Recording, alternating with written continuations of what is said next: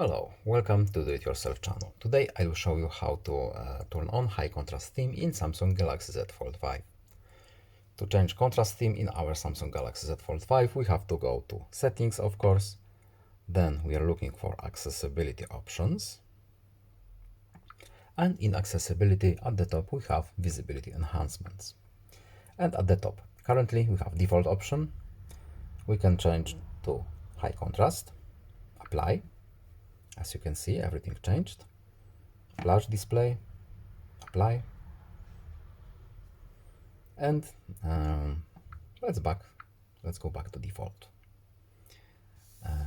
Of course, we can customize it however we want, but these three are default and visual enhancements settings in Samsung Galaxy Z Fold5. So I hope this video was helpful to you. Please leave a like and subscribe. Have a nice day and see you in the next video. Goodbye.